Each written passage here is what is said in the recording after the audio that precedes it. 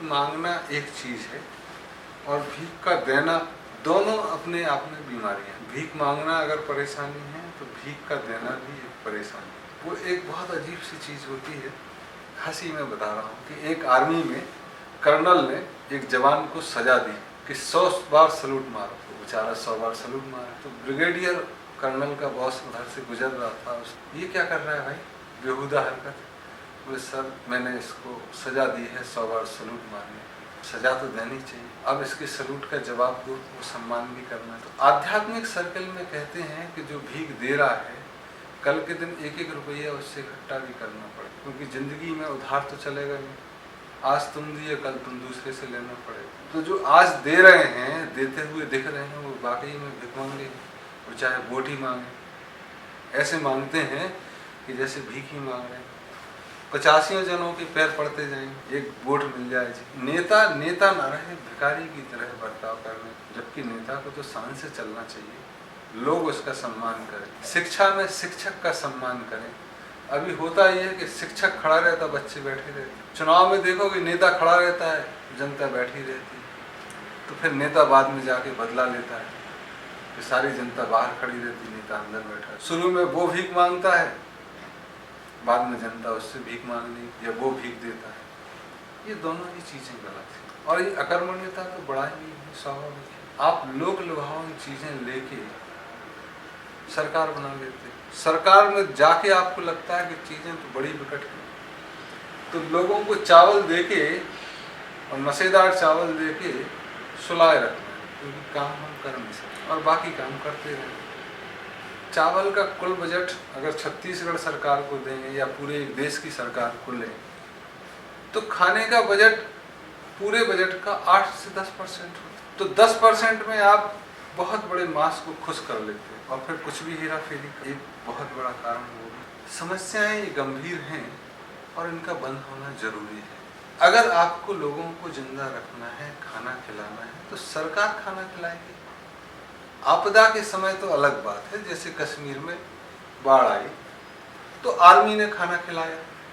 अब वहां देखोगे तो 4 दिन आर्मी ने खाना बनाया, बाद में उनको जितने भी लोग थे दाल चावल नमक और सब्जी हुई सूखी दालें वो दे दी, अब बनाओ खाओ, हमको भी खिलाओ। सरकार थोड़ी ना खाना खिलाती है। 1-2 दिन ठीक है आपदा में, बाकी तो जनता अपने आप खाना खाए, उसके पास खाद्यान्न रहना चाहिए।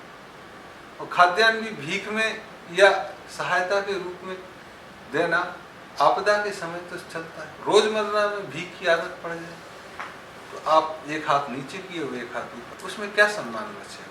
तो आप अपने ही जनता का सम्मान कम कर रहे हैं, जिनके दम पे आप सरकार में। और ऐसे लोगों की सरकार का प्रतिनिधित्व करके न आप आगे सिर दिखा सकते हैं। जैसे भारत का प्रधानमंत्री अगर कहीं देश में जाता है विकसित, तो वहाँ इसका ये आ गए भिखमंगों के प्रधानमंत्री, या ये आ गए 1 रुपये चावल वाले चीफ मिनिस्टर, चावल बाबा आ गए, ये 1 रुपये 2 रुपये किलो दाल दिलाते। तो इनकी पहचान बाहर उन्हीं के नेताओं की तरह होगी और वैसे ही हम।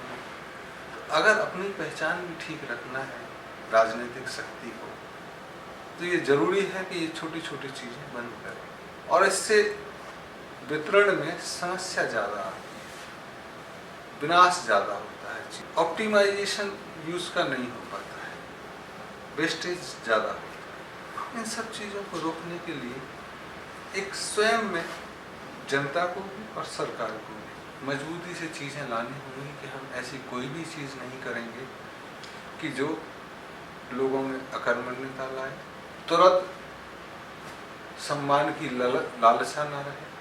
और ऐसा ना हो कि एक प्रधानमंत्री गया तो एक मृत्यु पे 3 लाख रुपए दिया, या चीफ मिनिस्टर गया 2 लाख दिया है। एक समान चीज़ें होनी चाहिए कि अगर आप सहयोग कर रहे हैं तो ऐसी ऐसी चीज़ों में ऐसा ऐसा सहयोग। और अगर ये समाज के ऊपर ही छोड़ दिया जाए और समाज पे कर कम किया जाए तो ये ज़्यादा है। तो आगे आने वाले चुनाव में हम अगर बोले तो जनता के बीच में ये ही बोलेंगे कि हम आपको ऐसी कोई भी स्कीम मुहैया नहीं कराएंगे जो आप में अकर्मण्यता लाए। अगर आपको खाना नहीं है तो हम ये कोशिश करेंगे कि आपका समाज, चाहे वो मुस्लिम समाज हो, हिंदू हो, आपकी मस्जिद आपको खाना खिलाए। और हो सकता है कि शुरू में हम उनको सहयोग दें सरकार के रूप से, लेकिन कोशिश करेंगे कि वो आत्मनिर्भर हो सकें और अपने ही सदस्यों के संग्रह से या सहयोग से चल सकें। इसके लिए हम कोशिश दूसरी होगी कि जनता का टैक्स कम किया जाए, जिससे वो समाज में अपनी इच्छा के अनुसार सहयोग कर सकें।